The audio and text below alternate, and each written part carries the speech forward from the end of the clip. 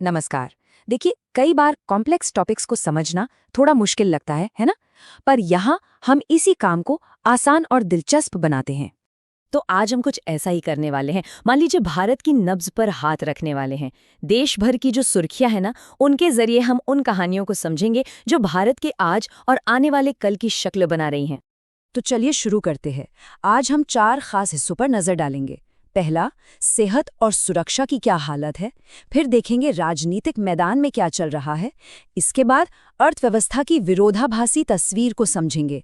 और आखिर में भविष्य की बड़ी बड़ी योजनाओं और साथ साथ चल रहे संकटों पर भी बात करेंगे।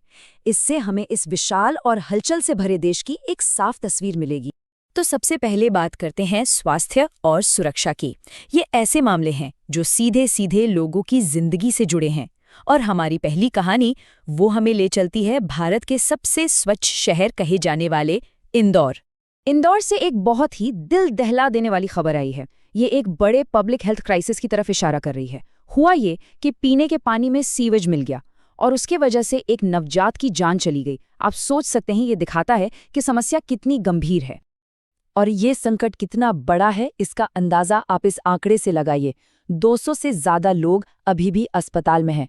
इस पूरी लापरवाही में कम से कम 10 लोगों की जान जा चुकी है और नतीजा ये हुआ कि म्यूनिसिपल कमिश्नर को उनके पद से हटा दिया गया है।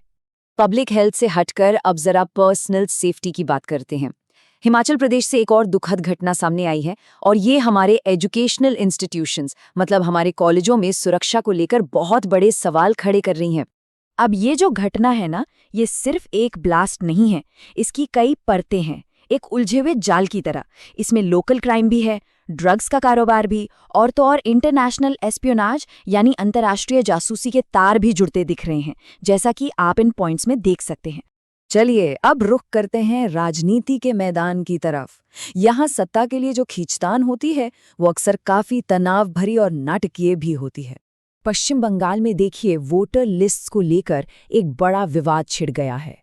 दोनों ही मुख्य पार्टियां एक दूसरे पर बहुत गंभीर आरोप लगा रही हैं और इससे लोकतंत्र की जो बुनियाद है यानी फ्री एंड फेयर इलेक्शंस, उसी पर सवाल खड़े हो गए हैं। अब महाराष्ट्र से एक वाकई हैरान करने वाली खबर आई है। यहाँ हुआ ये कि जो सत्ताधारी गठबंधन है उसने 69 में से 68 सीटों पर निर्विरोध जीत हासिल कर ली, मतलब एक भी वोट नहीं डाला गया। इस जबरदस्त नतीजे के बाद विपक्ष ने धांधली के आरोप लगाए हैं। उधर कर्नाटक में एक हिंसक झड़प के बाद पॉलिटिकल एटमॉस्फेयर काफी गर्म हो गया है।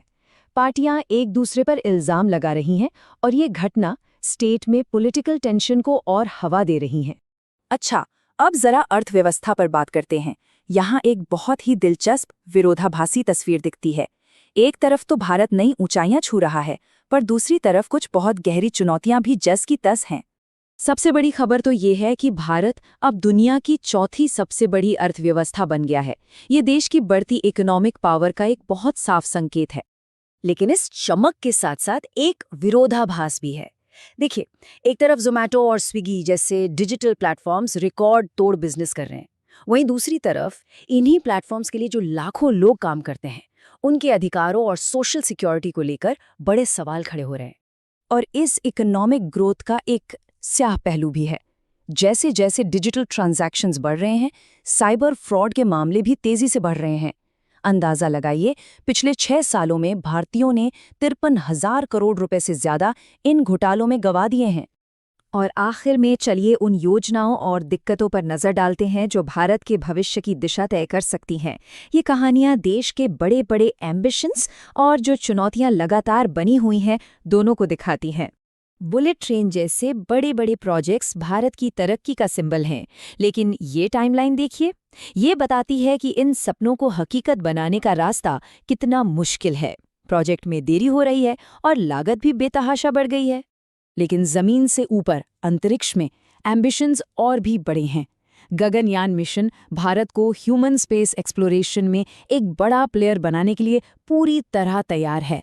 पर जहां एक तरफ हम सितारों तक पहुंचने की सोच रहे हैं, वहीं दूसरी ओर धरती पर हमारी सबसे पुरानी प्राकृतिक धरोहरों में से एक खतरे में है। अरावली की पहाड़ियों में जो कुछ हो रहा है वो पर्यावरण के लिए एक बड़ा संकट बन गया है। और ये जो विरोधाभास है ना, ये उस हवा में भी दिखता है जिसमें हम सांस लेते हैं।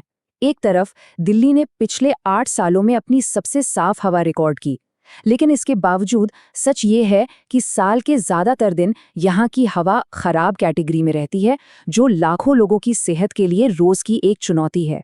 तो ये थी भारत की एक दिन की डायरी। तरक्की, संकट और राजनीति, सबका एक उलझा हुआ ताना बाना। हर कहानी एक अलग ही दिशा दिखाती है। अब सवाल ये है कि कल जब इस डायरी का अगला पन्ना खुलेगा तो कौन सी कहानी सबसे ऊपर होगी?